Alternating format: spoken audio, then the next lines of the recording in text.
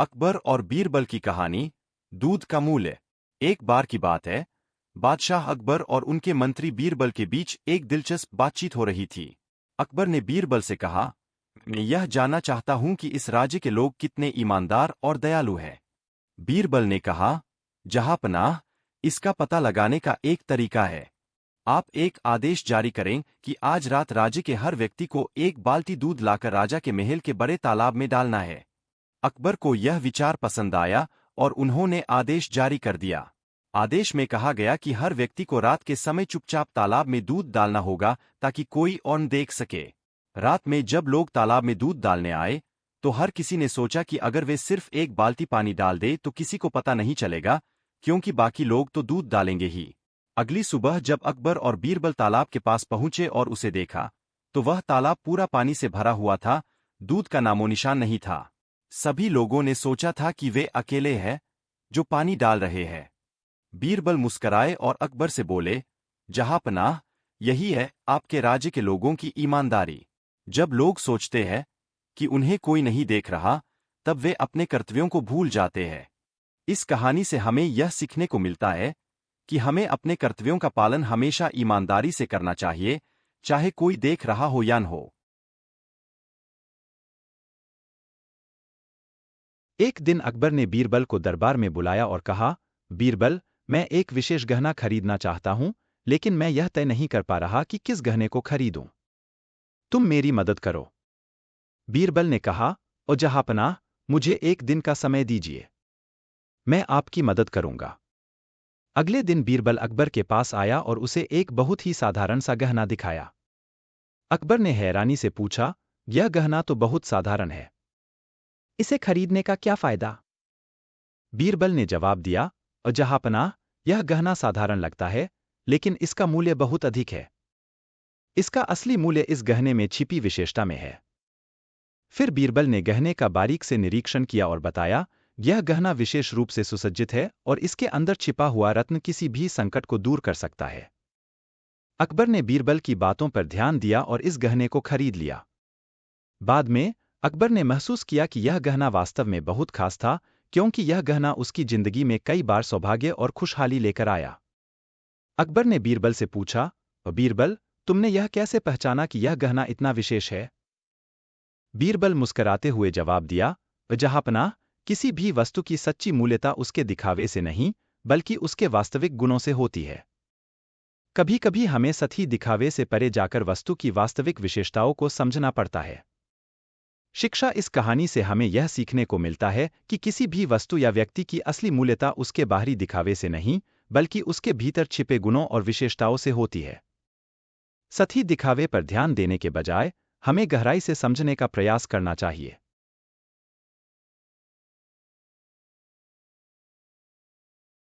बादशाह अकबर के दरबार में एक बार चर्चा चल रही थी कि मेहनत का क्या महत्व है और यह कैसे सफलता दिला सकती है। अकबर ने अपने दरबारियों से पूछा, ये क्या मेहनत से हम सब कुछ हासिल कर सकते हैं?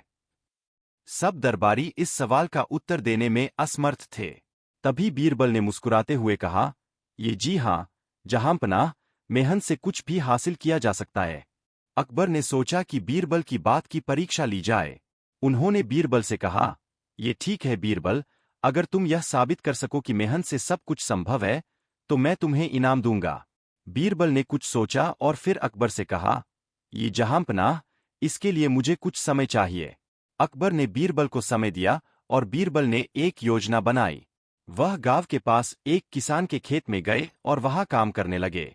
कुछ दिनों तक बीरबल ने खेत में मेहनत की और खेत को उपजाऊ बना दिया। जल्द ही फसल लहलहाने लगी। फसल के कटने के बाद बीरबल ने अकबर को खेत में बुलाया और कहा, ये जहांपनाह, यह देखे, मैंने मेहनत करके यह फसल उगाई है। अगर मेहनत और लगन से काम किया जाए, तो कोई भी चीज असंभव नहीं होती।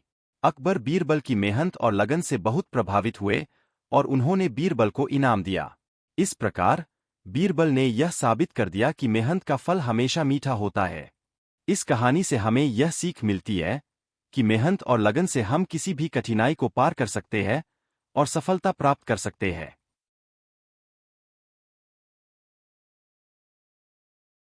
एक समय की बात है, राजा कृष्णदेव राय विजयनगर में दरबार लगाकर बैठे थे। उसी समय दरबार में एक सुंदर महिला एक बक्सा लेकर आई। उस बक्से में एक मखमली साड़ी थी, जिसे निकालकर वह दरबार में राजा और सभी दरबारियों को दिखाने लगी। साड़ी इतनी सुंदर थी कि जो भी उसे देखता वह हैरान रह जाता। महिला ने राजा से कहा कि वह ऐसी ही सुंदर साड़ी बनाती है। उसके पास कुछ कारीगर हैं जो अपनी गुप्त कलाओं से इस साड़ी की बुनाई करते हैं। उसने राजा से निवेदन किया कि अगर राजा उसे कुछ धन दें तो वह उनके लिए भी ऐसी ही साड़ी बना देगी। राजा कृष्णदेव राय ने महिला की बात मान ली और उसे धन दे दिया। महिला ने साड़ी तैयार करने के लिए 1 साल का समय मांगा। इसके बाद वह महिला साड़ी बुनने वाले अपने कारीगरों के साथ राजा के महल में रहने लगी और साड़ी की बुनाई करने लगी। इस दौरान उस महिला व कारीगरों के खाने पीने से लेकर तमाम खर्चे राजमहल ही उठाता था। इसी तरह 1 साल का समय निकल गया। फिर राजा ने अपने मंत्रियों को उस साड़ी को देखने के लिए उस महिला के पास भेजा। जब मंत्री कारीगर के पास गए तो वह देखकर हैरान रह गए। वहां 2 कारीगर बिना किसी धागे या कपड़े के कुछ बुन रहे थे। महिला ने बताया कि उसके कारीगर राजा के लिए साड़ी बुन रहे हैं, लेकिन मंत्रियों ने बताया कि उन्हें कोई साड़ी दिखाई नहीं दे रही है। इस पर उस महिला ने कहा कि यह साड़ी सिर्फ वही लोग देख सकते हैं जिनका मन साफ हो और जीवन में उन्होंने कोई पाप न किया हो। महिला की यह बात सुनकर राजा के मंत्री परेशान हो गए।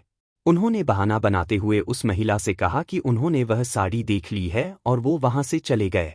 राजा के पास वापस आकर उन्होंने कहा कि वह साड़ी बहुत ही सुंदर है। राजा इस बात से काफी खुश हुए। अगले दिन उन्होंने उस महिला को वह साड़ी लेकर दरबार में हाजिर होने का आदेश दिया। वह महिला एक बक्सा लिए हुए अपने कारीगरों के साथ अगले दिन दरबार में आ गई। उसने दरबार में बक्सा खोला और सबको साड़ी दिखाने लगी। दरबार में बैठे सभी लोग बहुत हैरान थे, क्योंकि राजा समेत किसी भी दरबारी को कोई साड़ी नहीं दिखाई दे रही थी। यह देखकर तेनालीराम ने राजा के कान में कहा कि उस महिला ने झूठ बोला है, वह सभी को बेवकूफ बना रही है। इसके बाद तेनालीराम ने उस महिला से कहा कि उन्हें या दरबार में बैठे किसी भी दरबारी को यह साड़ी दिखाई नहीं दे रही है। तेनालीराम की यह बात सुनकर महिला ने कहा कि यह साड़ी सिर्फ उसी को दिखाई देगी जिसका मन साफ होगा और उसने कोई पाप न किया हो। महिला की इस बात को सुनकर तेनालीराम के मन में एक योजना आई। उन्होंने उस महिला से कहा, राजा चाहते हैं कि तुम खुद उस साड़ी को पहनकर दरबार में आओ और सभी को वह साड़ी दिखाओ। तेनालीराम की यह बात सुनकर वह महिला राजा के सामने माफी मांगने लगी। उसने राजा को सब सच सच बता दिया कि उसने कोई साड़ी नहीं बनाई है, वह सबको मूर्ख बना रही थी। महिला की बात सुनकर राजा को बहुत गुस्सा आया। उन्होंने उसे जेल में डालने की सजा सुना दी, लेकिन जब उस महिला ने बहुत विनती की तो उन्होंने उसे छोड़ दिया और माफ करके उसे जाने दिया। साथ ही राजा ने तेनालीराम की चतुराई की तारीफ भी की। कहानी से सीख, अधिक दिनों तक झूठ या धोखा छिपाया नहीं जा सकता है। एक न एक दिन सच्चाई सबसे सामने आ ही जाती है।